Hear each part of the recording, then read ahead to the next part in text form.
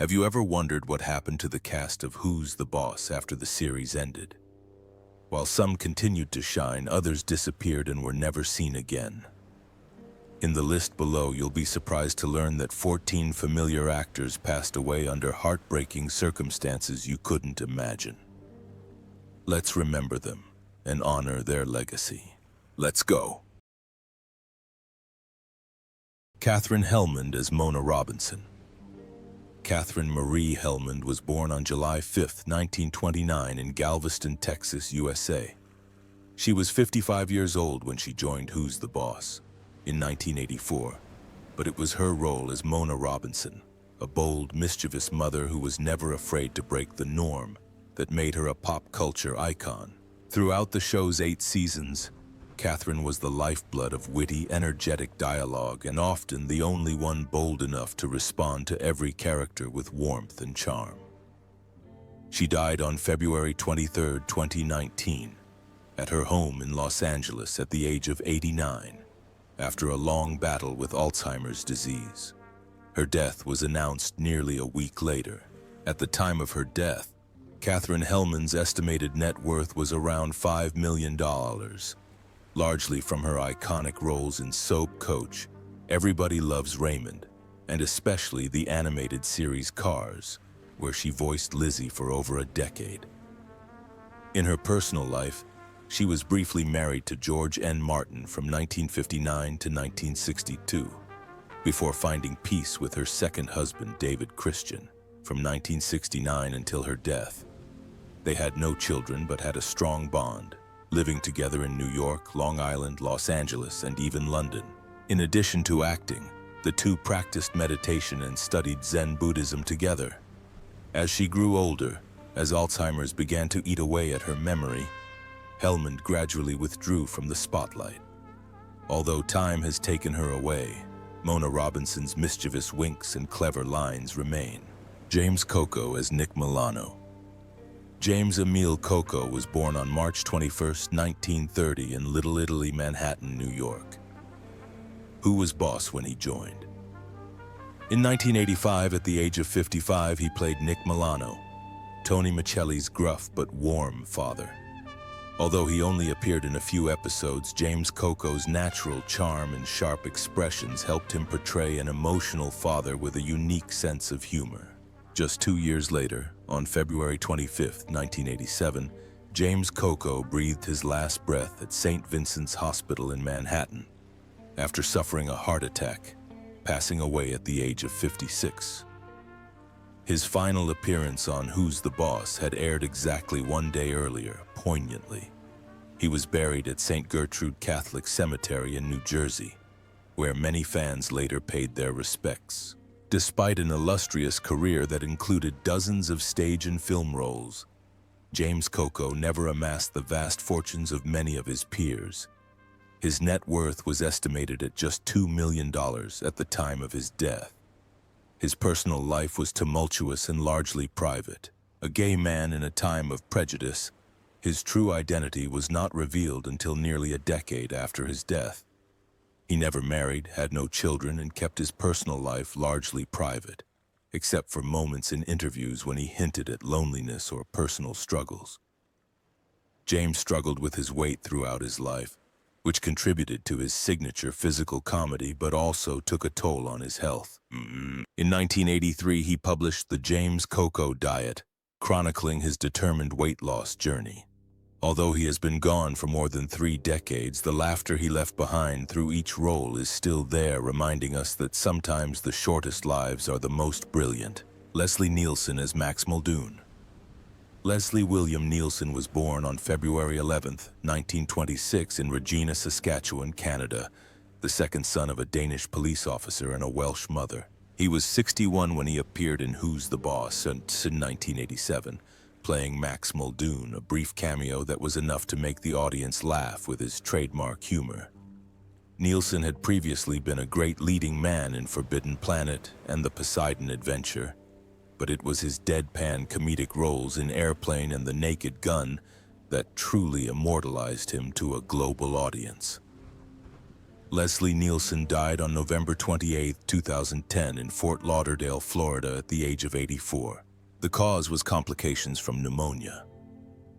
He died in his sleep, surrounded by family and friends.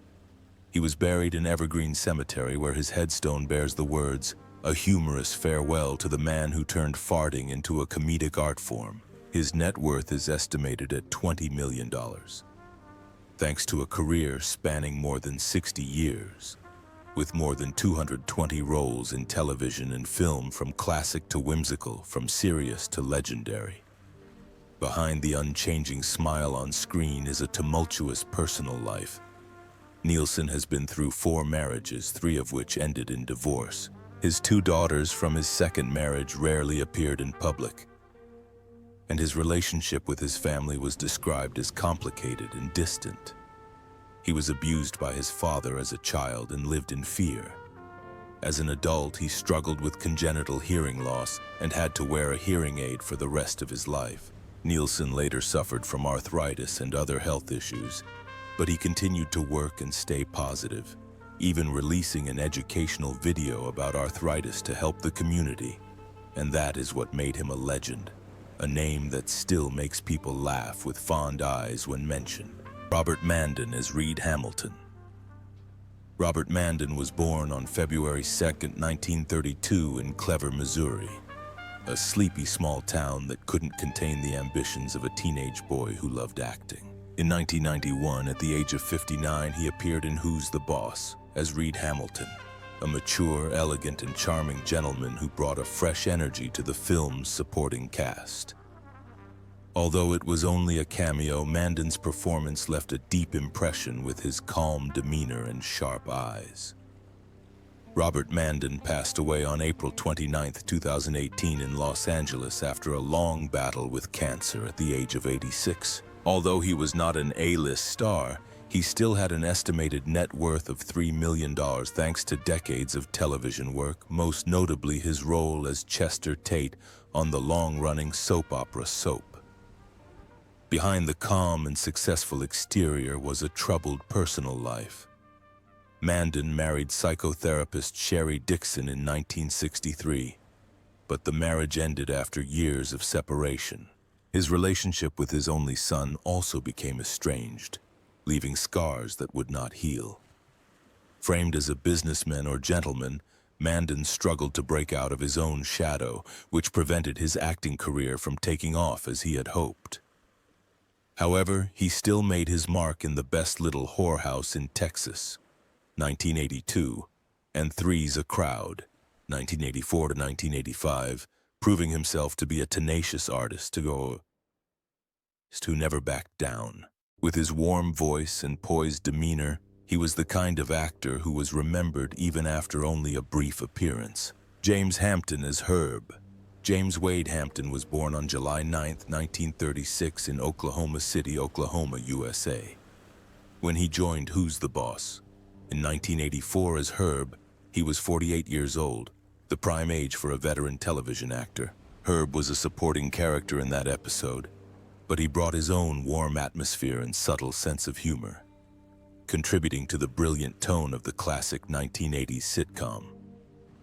Although his appearance was brief, he left a lasting impression with his simple, charming performance. James Hampton passed away on April 7, 2021, at the age of 84. The cause of death was confirmed to be complications from Parkinson's disease, a progressive disease that gradually took away his mobility in his later years. Over his 50-year career, he amassed an estimated net worth of $2.5 million. Not flashy, but fitting for someone who valued family and true values. His personal life is filled with quiet melodies. After marrying actress Mary Deese in 2002, they live a quiet life with their 3 children, James, Andrea, and Frank. No scandals, no controversies. He simply loves his job and takes care of his family. Before Who's the Boss? He had starred in F Troop, 1965 and 1967 as Hannibal Dobbs, a lovable but clumsy bugler, and had broken through as a caretaker in The Longest Yard, 1974. earning him a Golden Globe nomination for Most Promising Newcomer. Though often relegated to comedic roles, Hampton never lost his passion for acting. Pat Buttram as Chappie. Pat Buttram, whose full name is Maxwell Emmett Buttram, was born on June 19, 1915 in Addison, Alabama, a rural area where he grew up the son of a Methodist minister. In 1990, at the age of 75, he appeared in Who's the Boss as Chappie, a brief supporting role that was notable for his distinctive high-pitched voice, which made the character both funny and endearing. The small part serves as a reminder of the comedy icon he once was, albeit one that is no longer in the limelight as it was in his prime.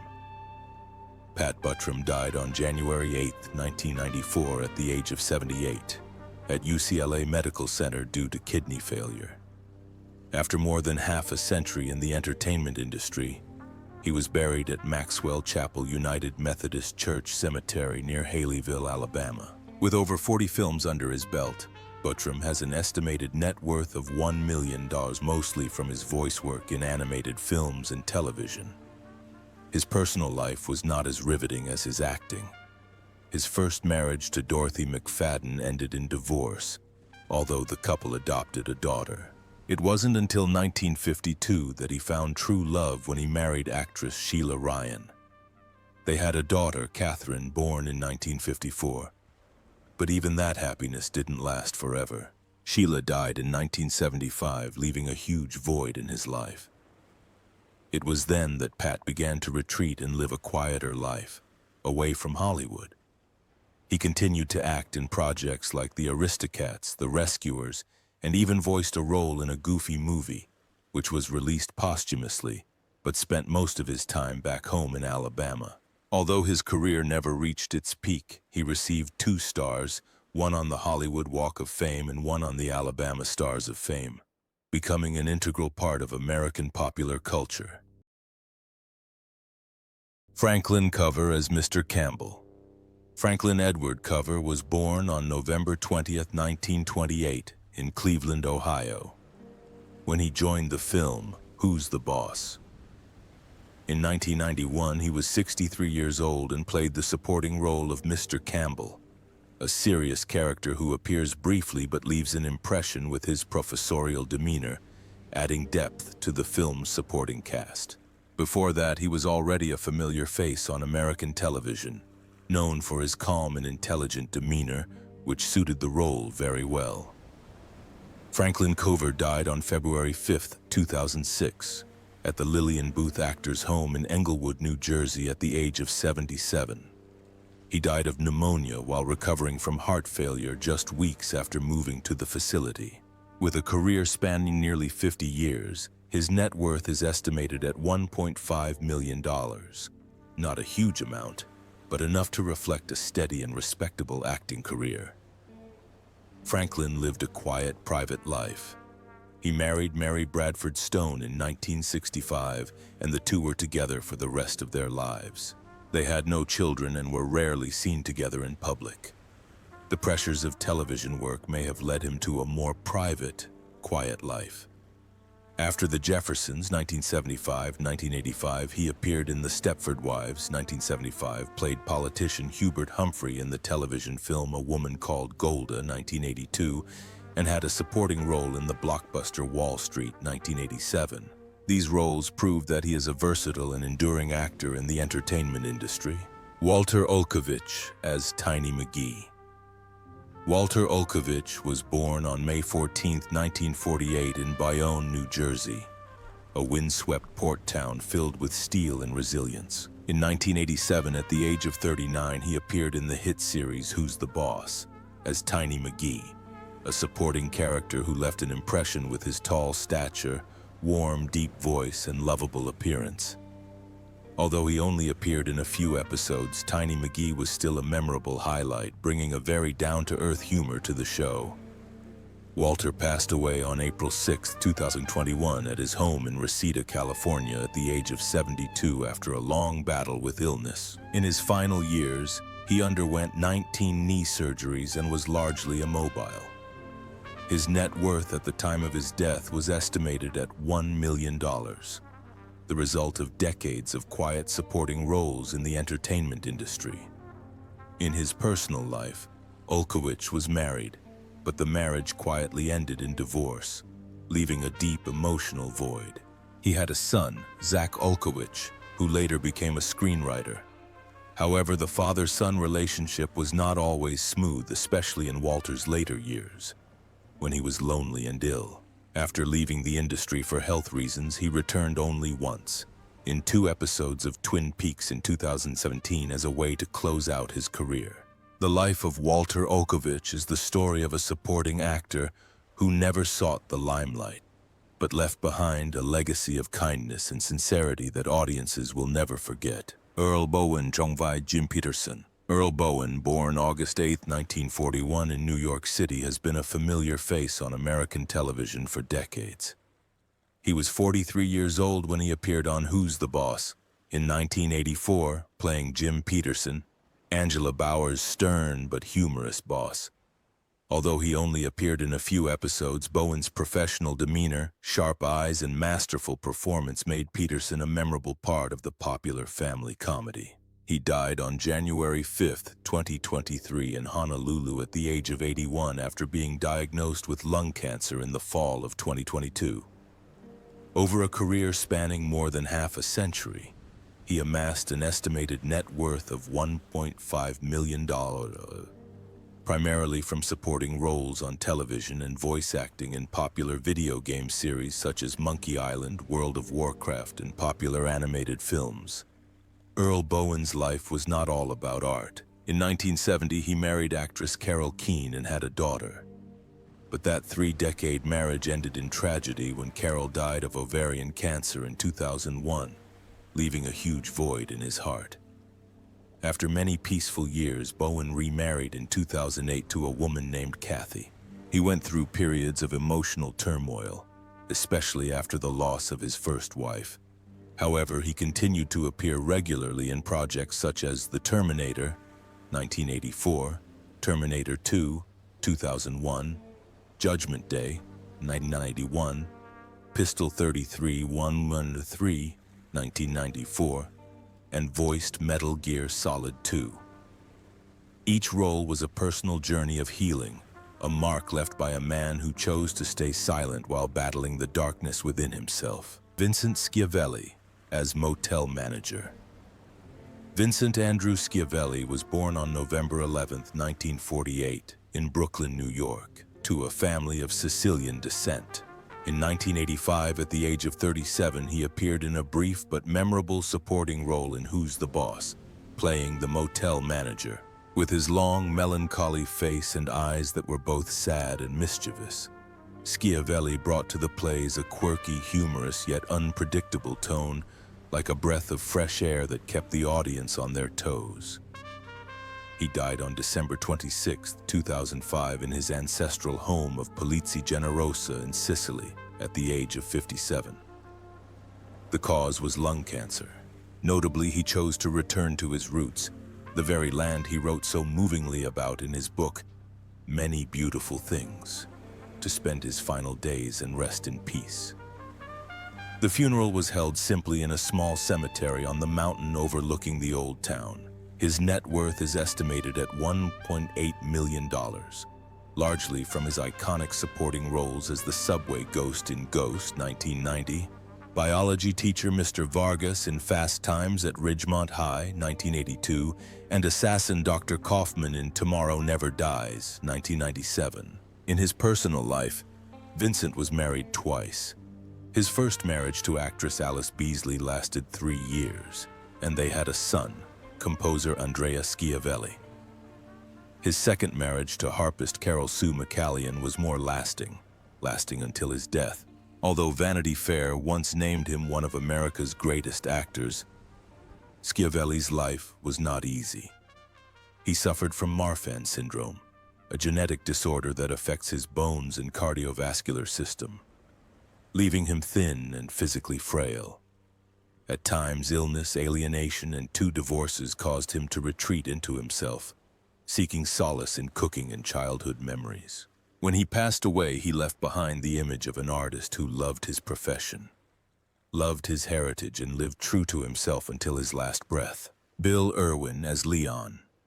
William Lindsay Irwin, born December 2, 1914 in Honey Grove, Texas, is one of the veterans of American cinema and television. He was 70 when he joined Who's the Boss in 1984, playing Leon, a supporting character whose wit and humor helped to create a light and warm atmosphere for the series. Before that, he was a familiar face on television, with countless roles from classic to modern. Bill Irwin died on December 29, 2010 at the age of 96 at his home in Studio City, California. The cause of death was determined to be old age, ending a career that had spanned nearly a century. His net worth at the time of his death was estimated at $1 million, much of it accumulated from an acting career that spanned more than 60 years. In his personal life, Bill Irwin was married to actress and journalist Fran McLaughlin for nearly 5 decades, from 1948 until her death in 1995. They lived together in the Hollywood Hills and had 4 children. After his wife died, he lived alone in a small house in Studio City, devoted himself to painting and attending veteran artists' gatherings. He has admitted that balancing his career and family has been one of the biggest challenges of his life. However, he is remembered for his roles in John Hughes films such as Planes, Trains, and Automobiles, 1987, and Home Alone, 1990, establishing himself as a key supporting actor in late 20th century American comedy films. Vito Scotti as Uncle Aldo. Vito Giusto Scozzari, known professionally as Vito Scotti, was born on January 26, 1918 in San Francisco, California. With a strong Italian heritage, he quickly became one of the most familiar and exotic faces on both the small and big screens for over 50 years. In 1989, at the age of 71, he appeared in the hit sitcom Who's the Boss, playing Uncle Aldo, Tony Michelli's Italian uncle. Although he only appeared in one episode, Vito's quirky mannerisms and Italian accent made the character unforgettable to television audiences. Vito Scotti died on June 5, 1996 in Los Angeles, California at the age of 78. The cause of death was determined to be lung cancer, a disease that had plagued him in the last years of his life. His body was cremated and his ashes were interred at Forest Lawn Memorial Park, the resting place of many Hollywood legends. With over 200 roles, he left behind an estimated net worth of $1 million. Largely due to his tenacity and versatility in acting, especially on television. Vito Scotti's personal life was private but colorful. He married actress Beverly Tyler in 1954, and they lived happily together until her death in 2005, nearly a decade after his. They had a son, Riccardo Scotti, who later became a sound engineer in the film industry. Vito later made a strong impression with his roles as an eccentric sushi restaurant owner in The Godfather Part 3, 1990, and a reluctant priest in Curb Your Enthusiasm. Although he often played supporting roles, Vito Scotti was never just a supporting character. Dennis Berkeley as Pee-wee. Dennis Henry Berkeley was born on September 10, 1945 in Los Angeles, California, and grew up in Grand Prairie, Texas. In 1986, at the age of 41, Berkeley appeared on Who's the Boss as Pee-wee, a supporting character with a large frame and scraggly beard, but a warm heart and a genuine sense of humor. Although he only appeared in a few episodes, he quickly won the hearts of the audience with his simple, friendly demeanor, like a good neighbor in the community. Dennis Berkeley passed away on July 14, 2013 at the age of 67 after a heart attack in Los Angeles. His death came suddenly but peacefully, capping a career spanning more than 40 years in film and television. Over the course of his career, Berkeley appeared in over 100 films and television shows, with an estimated net worth of $1.2 million. A modest sum, but well worth it for the passionate roles he played. His personal life was quiet but no less interesting. He was married to Laura Alderdice in 1967 and had 2 children. He stayed away from scandals, but Berkeley struggled with obesity, partly due to genetics and partly due to a sedentary lifestyle in middle age. His large stature often left him relegated to comic or quirky supporting roles, like the bulldozer in 1985's Mask or the bumbling sidekick in 1989's Fletch Lives. And though the spotlight has dimmed, Dennis Berkeley's name lives on in the memories of those who loved King of the Hill, Mask, and the raw moments in Who's the Boss.